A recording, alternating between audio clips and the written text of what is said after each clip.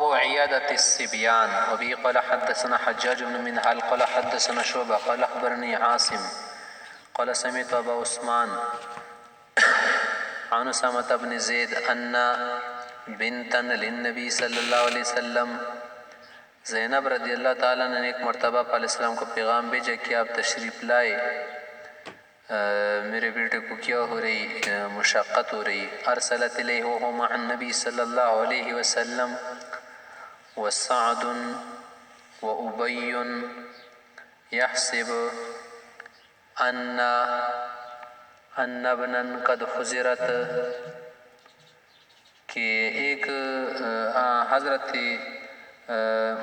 صاحب زادی کی جو بیٹے ہیں نا اس کو کیا ہو رہی جان کنی کی تکلیف ہو رہی. فشہد نہ کہ ہمارے پاس آپ تشریف لائے. اس نے پیغام بھیجا اور کسی قاصد کو بھیجا تھا. فرسل الیہ السلام، علیہ السلام نے اسے سلام بھیج کے کہا کہ آپ لوگ صبر سے کام لیجئے، نہ شکری وغیرہ سے خود کو بچائیے. ويقول إن لله ما أخذ وما آتا وكل شيء عنده بأجل مسمى فلتصبر ولتحتسب، کہ جو کچھ اللہ نے دیا ہے یہ اللہ کی امانت لے رہے تو اپنی امانت لے رہے، آپ لوگ صبر سے کام لیجئیں گے اور اس کو ثواب سمجھ کے برداشت کیجئیں گے. فارسلت تقسم علیہ، دوبارہ قسم کا کہ بھیجا کہ آپ نے ضرور آنا ہے. فقام النبی صلی اللہ علیہ وسلم وقمنا، تو ہم ضرور وہاں گئے، آپ علیہ السلام تشریف لے گئے. فرفع الصبی فی حجر النبی صلی اللہ علیہ وسلم ونفسه تقعقع، وہ لڑکا آپ علیہ السلام کی حجر میں آپ علیہ السلام کی گود مبارک میں دی گئے اور جان کنی ہو رہی تھی. ففاضت عین النبی صلی اللہ علیہ وسلم فقال، تو آپ علیہ السلام رونے لگے تو فقال سعد صاحب نے کہا کہ ما هذا یا رسول اللہ، آپ رو کسے رہے؟ قول فرمایا کہ یہ رونا نہ شکری کی علامت نہیں ہے. هذه رحمت وضعها اللہ فی قلوب من شاء من عباده، یہ ایک رحمت ہے. شقی القلب انسان کو رونا نہیں آتا، اگر کسی کے ٹکڑے ٹکڑے ہو جائے نا وہ ہنستا ہے. ولا يرحم اللہ من عباده الا الرحماء، تو رونے سے وہ رونا مراد نہیں. شاید صاحب کو یہ معلوم نہیں تھا نا، حدیث میں جو ہے کہ رونا منع ہے، تو شاید نے سمجھا کہ مطلقاً رونا منع ہوگا. تو رونے سے مراد ہے نا کہ شکایت کر کے روتے روتے میں گالیاں دینا، اللہ کی کیا کرنا، شکایت کرنا، اور کیا کر کے کپڑے وغیرہ پاڑ لینا اور اپنے چہرے کو نوچ لینا، بالوں کا نوچ لینا، یہ ناجائز ہے. یہ مطلب نہیں کہ آنسو بہانا ناجائز ہے، آنسو بہانا جائز ہے. اس طرح سے اگر آواز بھی نکال دے کہ اللہ آپ نے دیا ہے، آپ کی امانت تھی، آپ نے لے لی، ہم اس پر راضی ہیں، ہمیں کوئی شکایت نہیں، تو کلمات بھی کہہ سکتے ہیں، جائز کلمات. شروع میں آپ علیہ السلام شاید اس لیے نہیں گئے تھے نا کہ شاید زینب رضی اللہ نہیں سمجھ رہی تھی کہ جب آپ علیہ السلام آئیں گے نا تو اس کی حضوری سے شاید موت ٹل جائے. حالانکہ موت نہیں ٹلتی نا، کسی کے آنے جانے سے موت نہیں ٹلتی.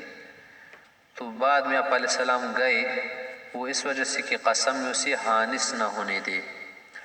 باب عیادت الاعراب.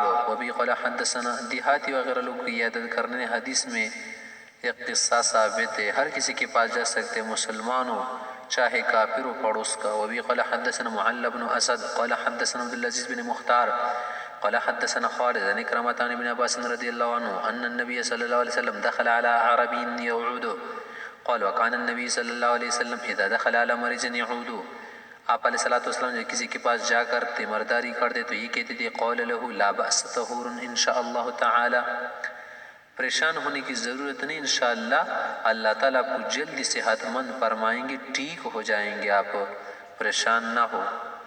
قول قلت طہور، یعنی یہ طہور نہیں کل بل ہے یا حم، یہ تو کیا ہے بیماری ہے، طہور کہاں ہے؟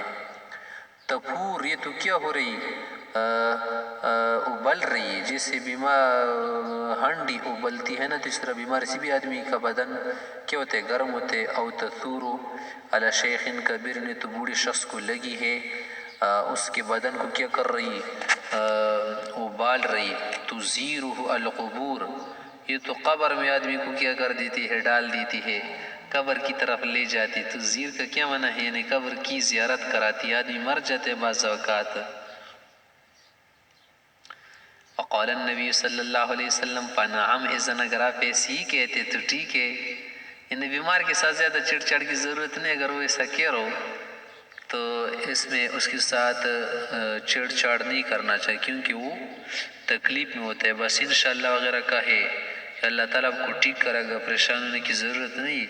اس میں تمہارے لیے فائدہ ہے. باب عیادت المشرک، مشرک کی عیادت کرنا، کافر کی عیادت کرنا. پڑوس ہو، دور کا پڑوس ہو، قریب کا پڑوس ہو، یا جان پہچان کا ہو، دوست ہو، تو اس کی کیا کرنا؟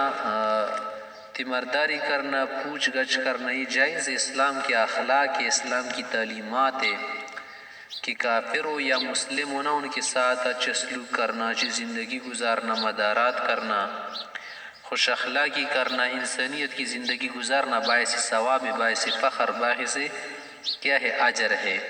ہاں جو حربی کفار ہے ان سے جہاد کا حکم ہے. وبه قال حدثنا سليمان بن حرب قال حدثنا حماد بن زيد عن ثابت عن انس ان غلاما ليهود كان يخدم النبي صلی اللہ علیہ وسلم. ایک یہودی لڑکا تھا آپ علیہ السلام کی خدمت کے لیے بعض اوقات آتا تھا اور آپ علیہ السلام کی خدمت کرتا تھا. نام اس کا عبد القدوس بتایا ہے علماء نے. فمرض، ایک مرتبہ بیمار ہو گئے. فتح النبی صلی اللہ علیہ وسلم یعودہ، آپ علیہ السلام اس کی پوچھ گچھ تیمارداری کے لیے گئے. فقال اسلم فاسلم، تو آپ علیہ السلام نے اسے اسلام کی دعوت بھی دی کہ آپ اسلام لایا. ویسے بھی آپ کی شاید اجل قریب ہو گئی تو اس نے اسلام لایا.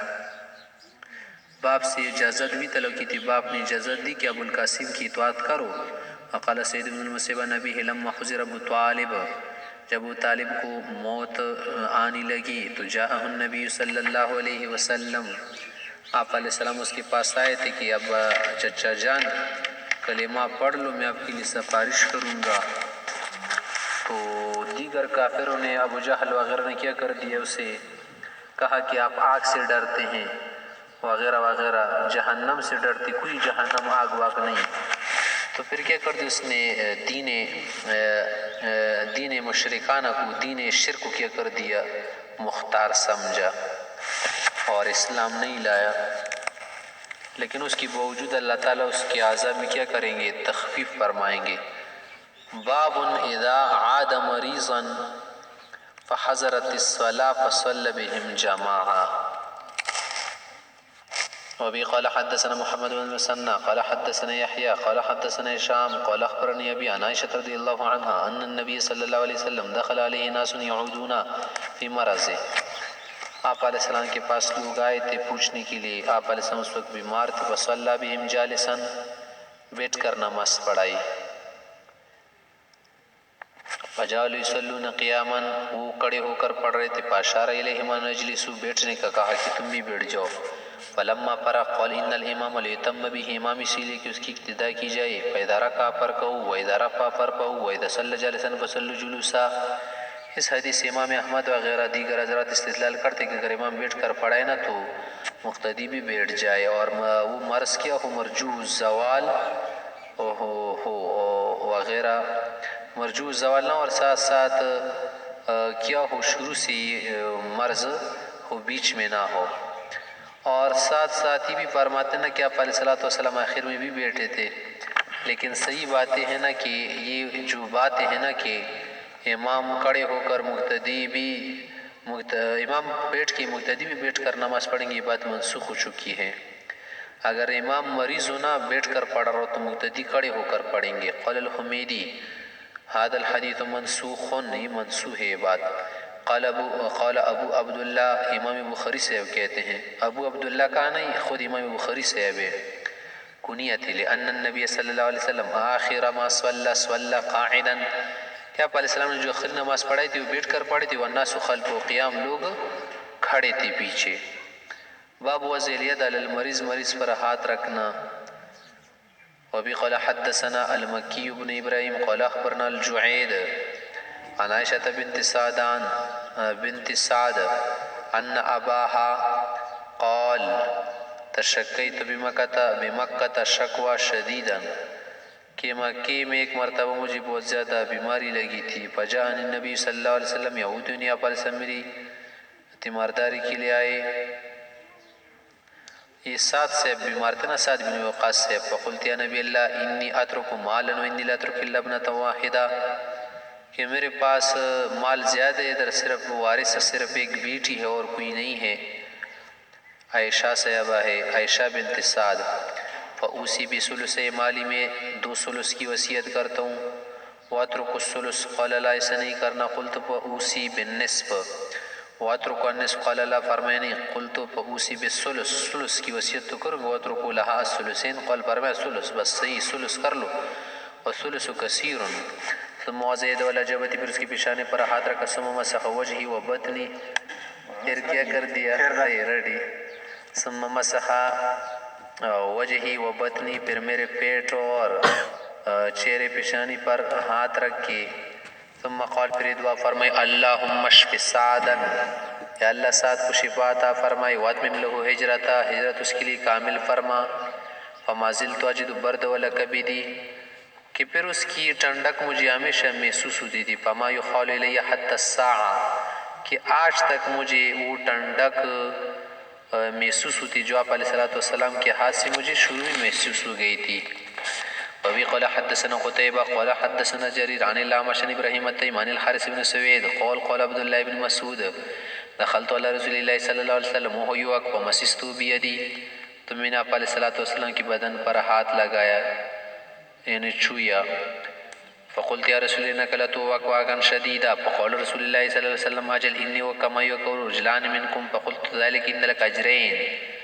فقال رسول الله صلى الله عليه وسلم اجل. ثم قال رسول الله صلى الله عليه وسلم ما من مسلم يصيب اذى، يعني مرض، وما سوى الا حتى الله له سيئات كما تحط الشجره ورقها.